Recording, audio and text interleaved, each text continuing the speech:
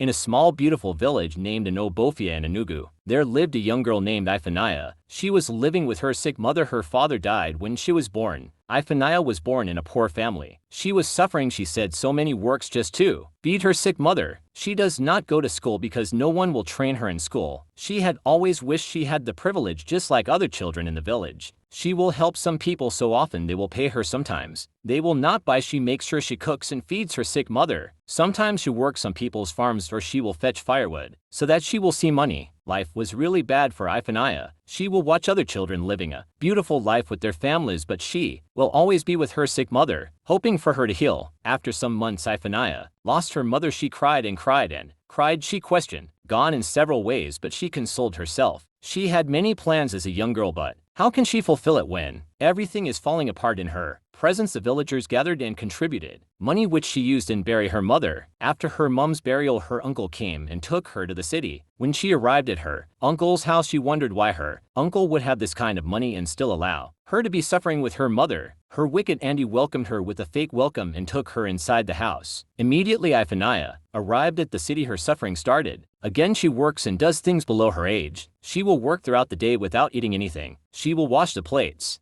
mop the whole house, clean the tables in the whole place. She always works under the inspection of either the auntie or the uncle, so that she will not have a moment of rest. She will go dress her uncle's bed countless times, while the wife sits and does nothing. Her uncle started picking interest on her. He tried engaging in a sexy conversation with her, asking her several questions about boys, but she keeps avoiding the conversation. Wondered why her uncle would have this kind of money and still allow her to be suffering with her mother.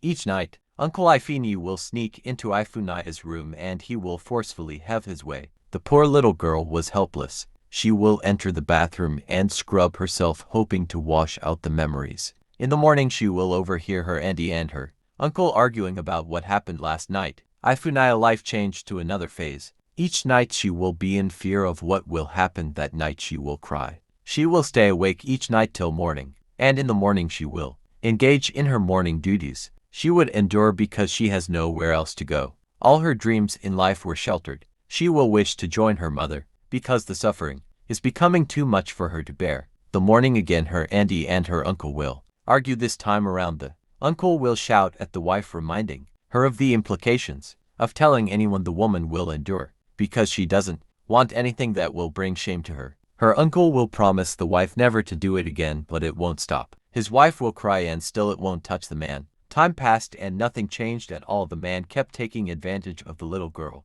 It became his normal routine every night, to the extent that the girl cannot bear it any longer, so she secretly planned on her to escape from the house. Iphaniah packed when nobody was in the house and she left the house. She left without knowing where she is going, but it's better sleeping outside without shelter than facing what she is facing every night in the hands of her wicked uncle and auntie. She walked for a long distance in a lonely road, crying before she stopped. Iphaniah sat by the roadside, and a rich, beautiful young woman named Madame Teresa stopped and walked up to her. After a short conversation, she took Iphaniah to the beautiful house. Iphaniah was surprised to see that house for the very first time in her life. She thought her uncle's house is big, but when she entered this one, she was surprised. She told the woman everything, down to how her mother died and how her uncle brought her to the city and how the uncle has been sleeping with her every night. The woman felt pity for her and she decided to adopt her as her child. The woman later adopted Iphaniah and she went and registered in one of the best schools in the city. Iphaniah's dreams started coming to actualization. She was one of the best students in the class. She answered many questions in the class. She was very serious with her studies and she listened attentively. In the class, everybody in the school loves both the teachers and the student, and she made new friends also. She was so happy to experience that kind of life for the first time. She can eat food and still go to the best school. Years later, Iphaniah graduated from university as the best student in the school. Her mother came and she was very proud of the woman she has become. She was a certified surgeon doctor with first class. She started working in a big hospital with a good payment. She always go around the ward to check up on her patients every morning when she comes to work. Everybody on the hospital loves her also. Ifunaya's auntie could not bear Uncle's Ifeanyi attitude because he became worse than before, so she packed her bags and left the house when Uncle Ifeanyi is not around. Later in the evening, Uncle Ifeanyi came back to the house and he couldn't find his wife. He was very devastated. He cried, and at that moment he got a call from his shop that his shops is on fire. Immediately, he rushed out with his car to go and saw his shop, but on his way, because of his high speed, he got into a very terrible accident and his car damaged, and he was rushed to the hospital. While at the hospital, he stayed for 2 weeks before he could regain consciousness, and when he woke up, the doctor informed him that he will undergo surgery in his head, but Uncle Ifeanyi does not have money or anything to sell so that he can pay for his surgery, so he stayed in the hospital for days and he left because of too much accumulating of bills. Uncle Ifeanyi went back to his old house and stayed, starting a new life of suffering. After some weeks, he went back to the hospital because of severe pain in his head. That particular day, Ifunaya was on duty. While Ifunaya was checking the ward, he met Uncle Ifeanyi in a wheelchair. At the hospital hall, she stopped and went to his. She was so surprised seeing him in that state. Uncle Ifeanyi was so ashamed of himself. He apologized to Ifunaya and told her everything, even his supposed surgery, that he could not afford the money. Ifunaya immediately took him to the operating room and she personally operated on him, and the operation was successful. Days later, Uncle Ifeanyi regained consciousness and he was better. He was very grateful to Dr. Ifunaya for not repaying him for all the bad and evil things he has. After the successful surgery, Uncle Ifeanyi was better. He was happy that he has gotten a second chance. He was so grateful to Dr. Ifunaya for not repaying him evil with evil when she has the chance to. After some months, he was discharged from the hospital. He packed his bags and left the hospital, and he went back to the village because he has no other place to go to. He has lost everything and he has no money or house, so he went back to the village. He started cultivating in people's farms so that he will see money and food to eat. Ifunaya went to her adopted mother's house to see her. They had a lot of catching up. They gisted and laughed together. Ifunaya told the mother how she met Uncle Ifeanyi and how she was able to conduct a surgery on her. The mother was very proud of her. The mother praised her for not returning evil with evil. The mother praised her for her wonderful heart. The mother advised her to always be good to people and to always treat people nicely. She was very happy to have raised a child like Ifunaya. The mother prepared food for Ifunaya. They ate together and they laughed and caught up with so many stories and gist. Both in her hospital, they finally bid farewell with the mother. Then she left with her car. The next day, Ifunaya went to the hospital with a smile on her face. She would greet people with a smiling face. Ifunaya was invited for an interview to tell her story. She told the press everything that has happened in her life, and she advised the young girls to always speak up anytime they are been assaulted or sexually abused. They should not endure it. People listen, young girls, mothers, young boys, every was touched by her story. Everybody talked about her story. Mother's advice there with the stories. Some young girls speak up because of the story and advice Ifunaya gave them. Everybody loved Ifunaya. In the hospital, they would want her to treat them, both the old and the pregnant ones. Ifunaya married the love of her life, one of the best doctor in the hospital. Ifunaya's mother was very proud of her and the husband was very proud of her too. They both lived happily ever after.